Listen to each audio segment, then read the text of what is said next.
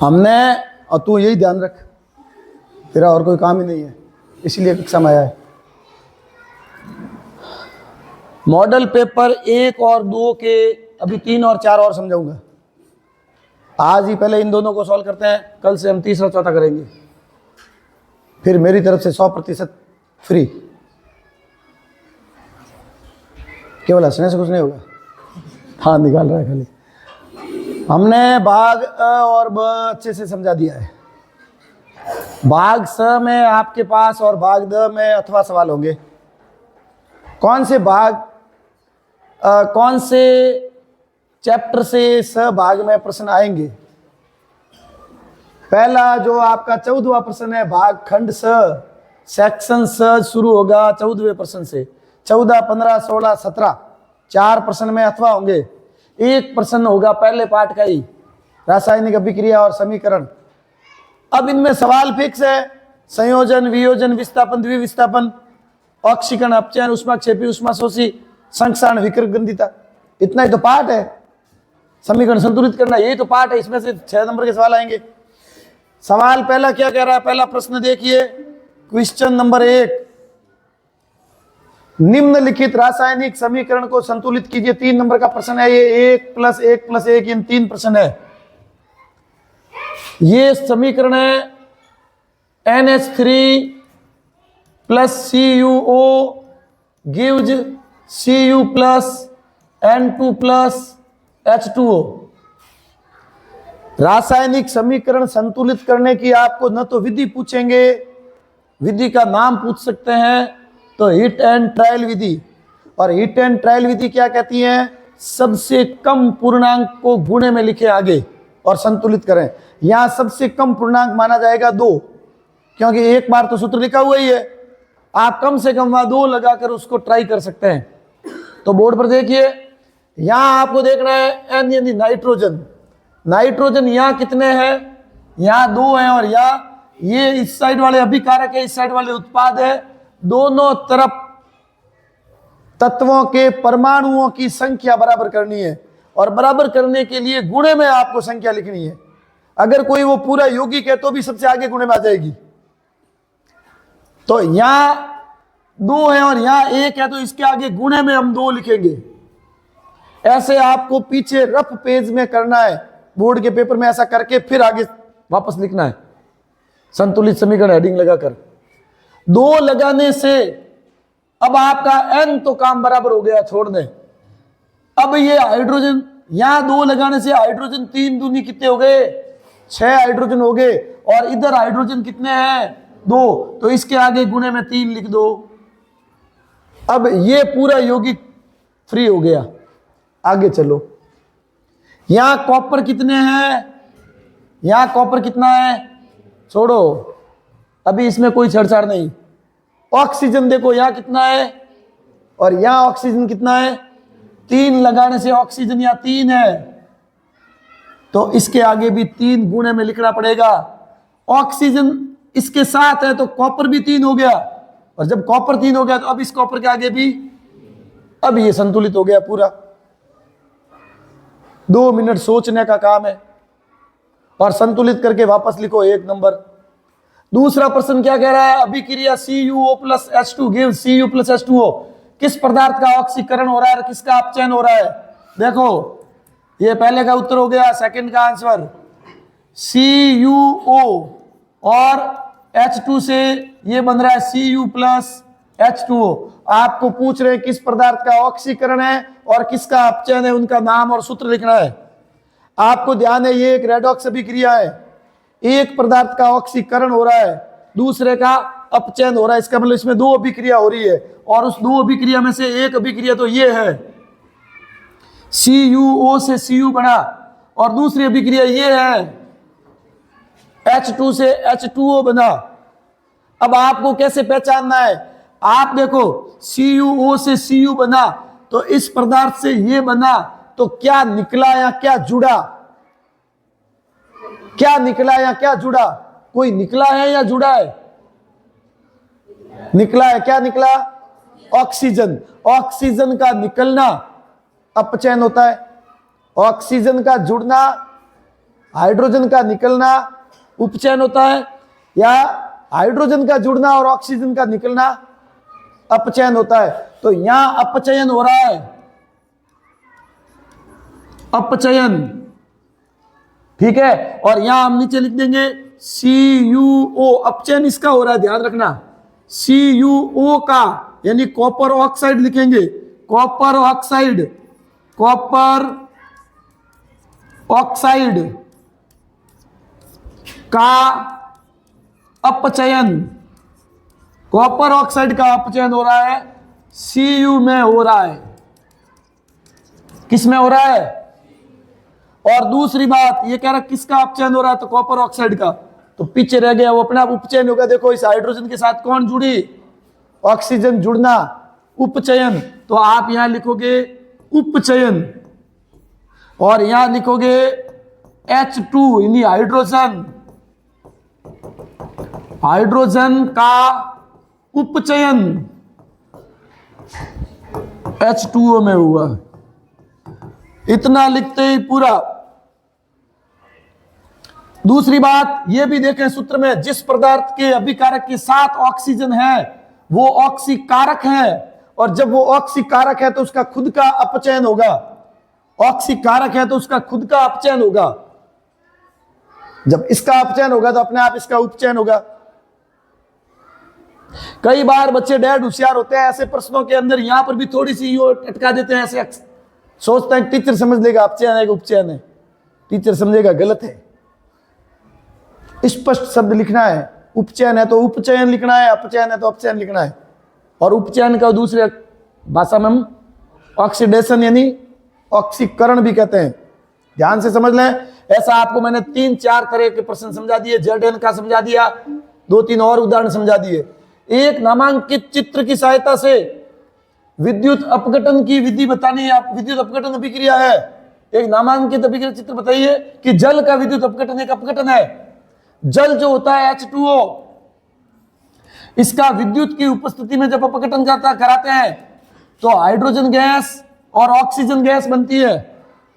और आपको ध्यान है, एक पात्र रबड़ का एक बीकर लेकर उसमें 2 इलेक्ट्रोड लगा देते हैं, ग्रेफाइट की छड़ है, एक प्लस है एक माइनस है, और नीचे वो प्लास्टिक की इस प्रकार से पैकिंग करके विद्युत रोधी तांबे के तार जोड़कर एक विद्युत बैटरी जोड़ देते हैं।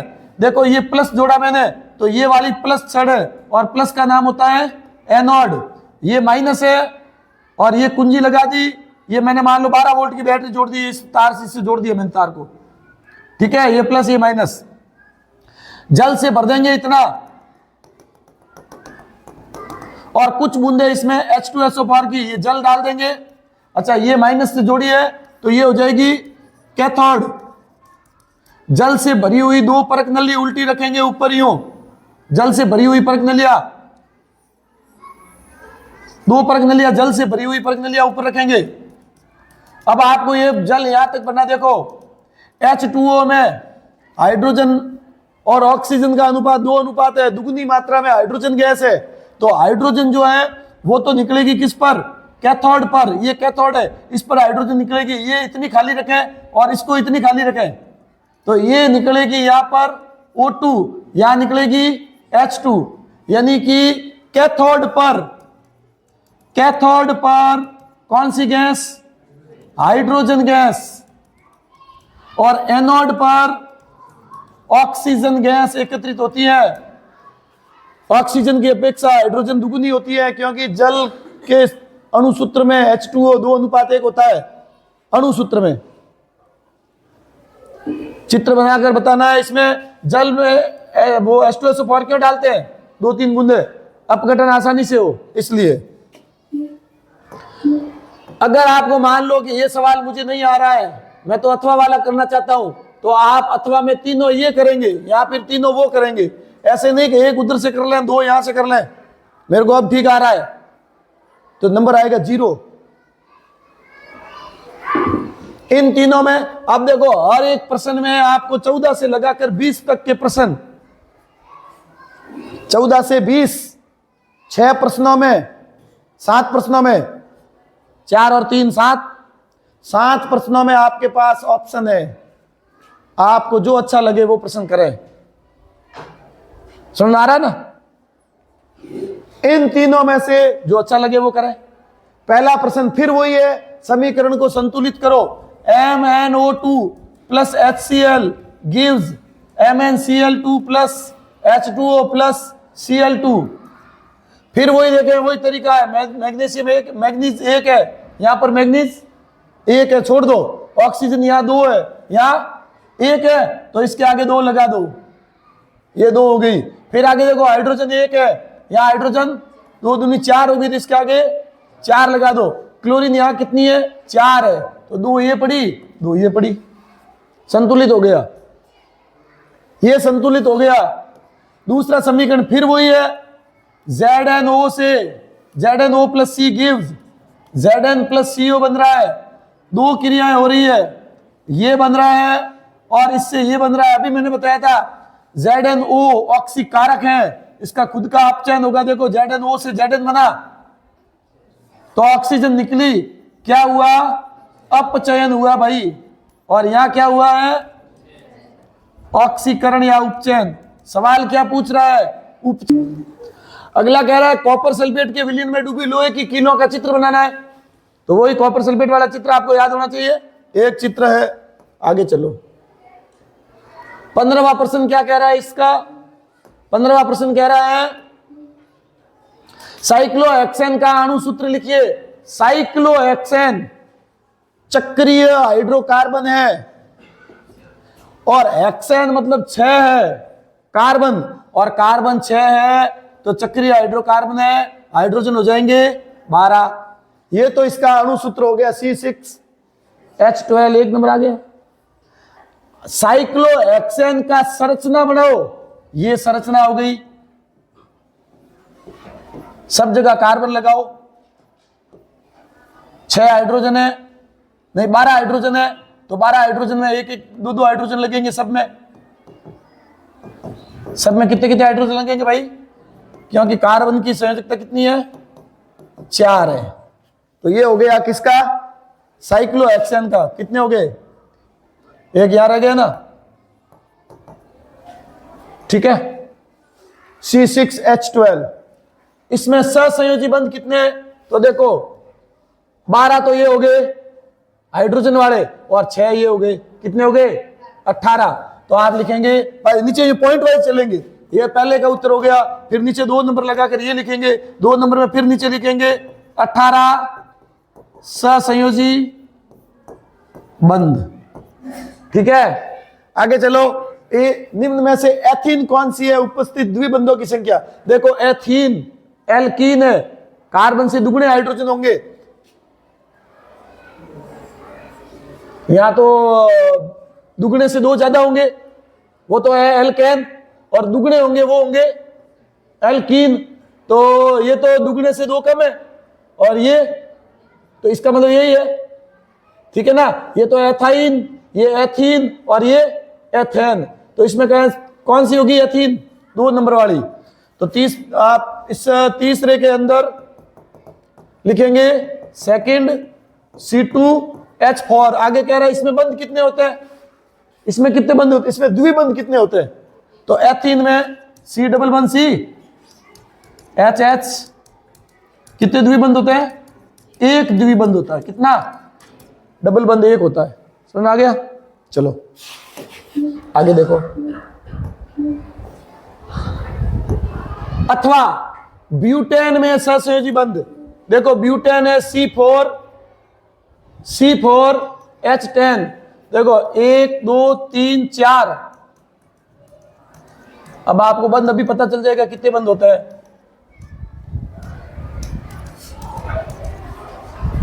एल्केन में देखो 10 और 4 14 में से 1 कम, 13 बंध होंगे। आप गिनो 1 3 2 5 6 7 8 9 10 11 12 13। कितने बंध है? 13 सहसंयोजी बंध है। अगला सवाल है, इसमें उपयुक्त रासायनिक समीकरण द्वारा इसकी ऑक्सीकरण अभिक्रिया लिखनी है। आपको पीछे समझाया था CH3CH2OS, ये एल्कोहल है और अल्कोहल का ऑक्सीकरण कराते हैं तो कार्बोक्सिलिक अम्ल बनता है। मैंने कहा था यहां से ये हाइड्रोजन हटाओ और ऑक्सीजन जोड़ो तो जल निकल जाएगा।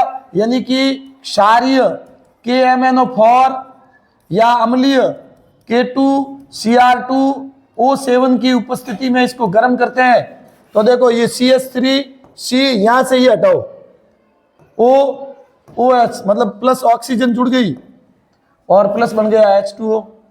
ये बन गया एथेनोइक अम्ल या एसिटिक अम्ल और ये है एथेनॉल। ये मैं चौथी पांचवी बार अभी रिएक्शन करा रहा हूं 2-3 दिनों में, 4-5 बार आ गई है। इंपॉर्टेंट अभिक्रिया है। तीसरा है साबुन के मिसेल की संरचना बनाइए। तो मिसेल आप जानते हैं कि साबुन जो होता है उसमें RCOONA ये साबुन है।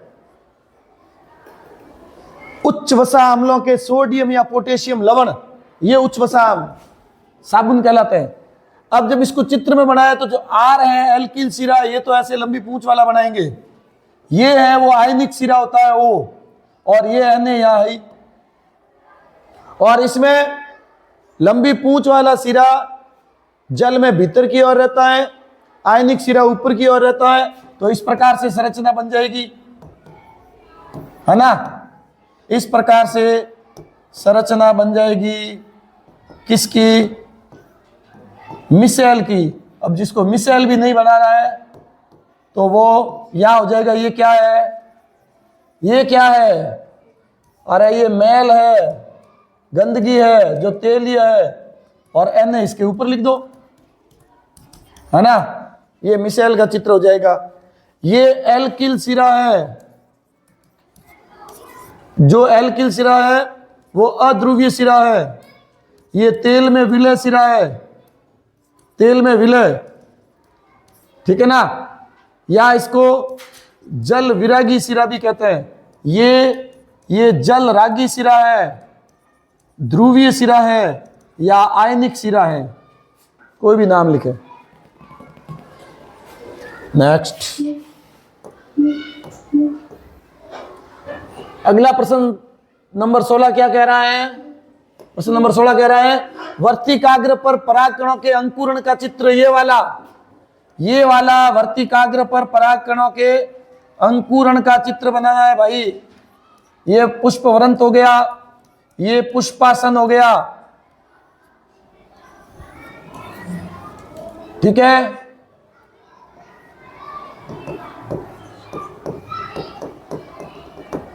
ये हो गया अंडाशय, ये हो गया अंडाशय, अंड कोशिका,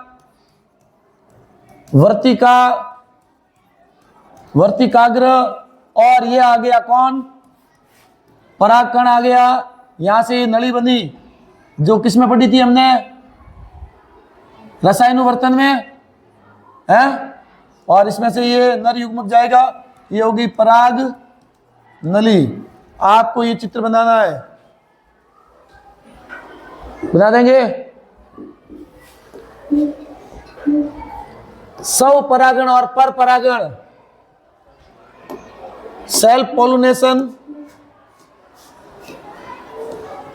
और परपरागण। जब किसी पादप के पुष्प के परागकण उसी पुष्प की वर्तिकाग्र या उसी पादप के अन्य पुष्प की वर्तिकाग्र तक पहुंचते हैं तो उसे स्वपरागण कहते हैं, स्वपरागण। और जब किसी पादप के पुष्प के परागकण उसी जाति के अन्य पादप के पुष्प तक पहुंचते हैं, पुष्प की वर्तिकाग्र तक पहुंचते हैं तो उसे परपरागण कहते हैं।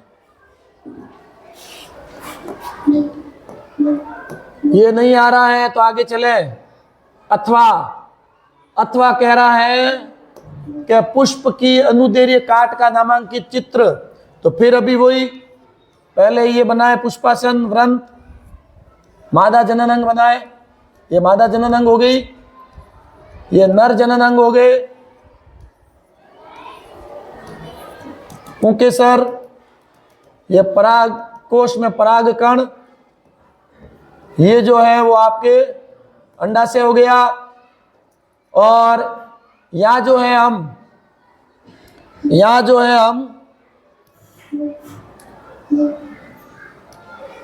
ये क्या है भाई,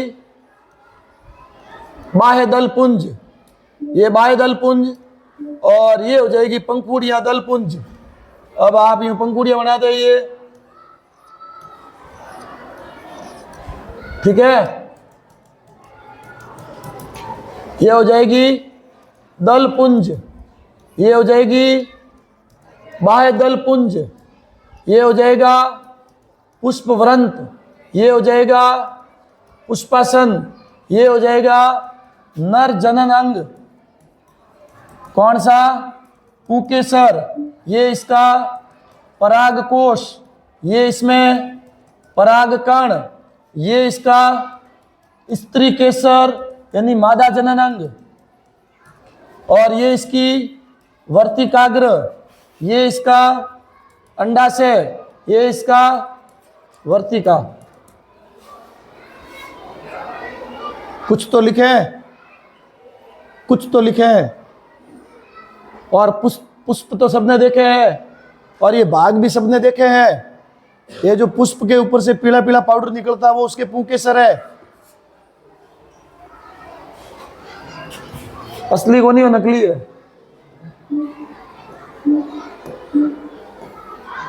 फिर देखो R1 R2 R3 तीन प्रतिरोधों को श्रेणी क्रम में सुबह ही समझाया है, जोड़कर पूरा सूत्र स्थापित करो, सुबह समझाया मैंने।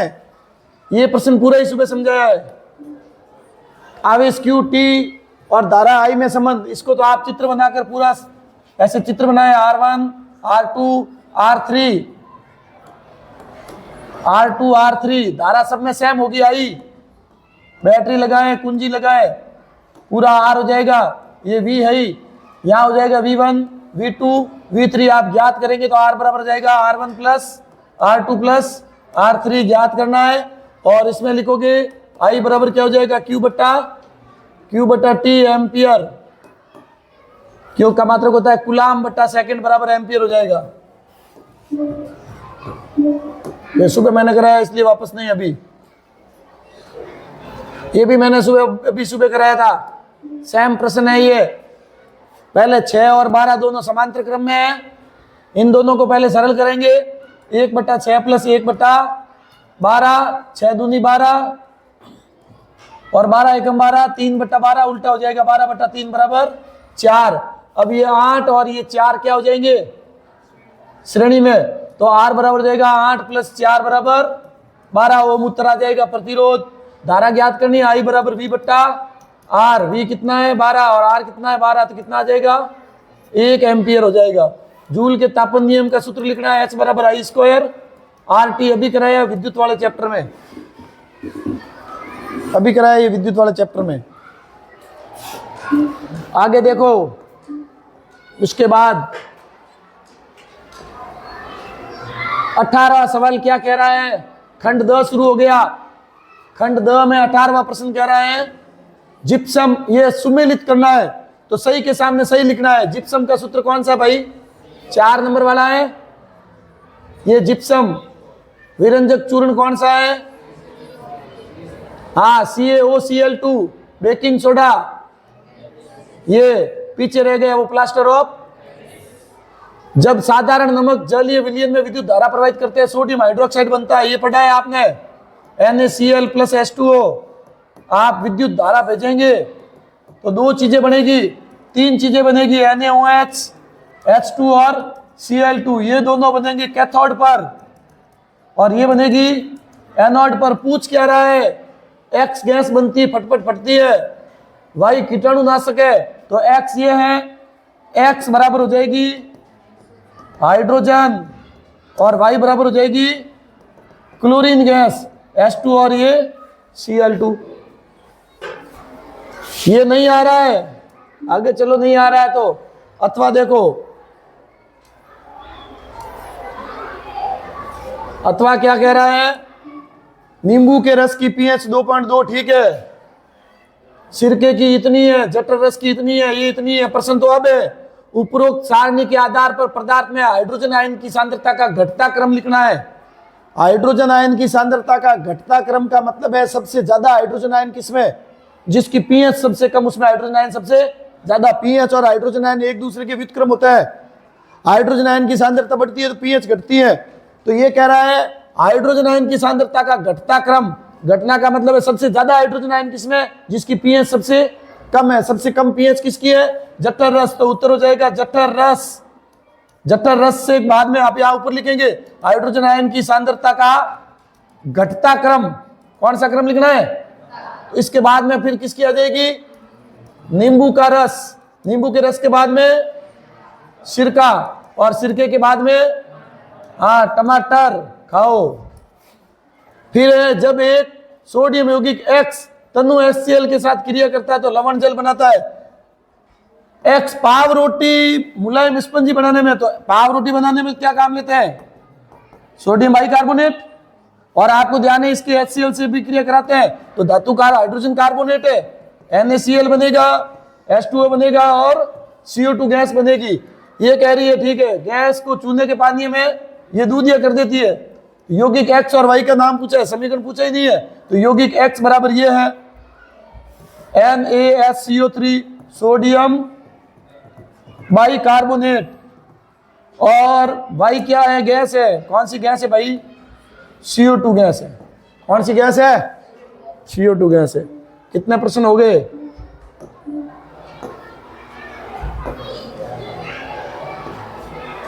मानव परिसंचरण और हृदय के काट का चित्र, ये अभी समझाते हैं इसके बाद, क्योंकि अभी रेस्ट होगी और तुम्हारा सारा दिमाग रेस्ट में जाएगा।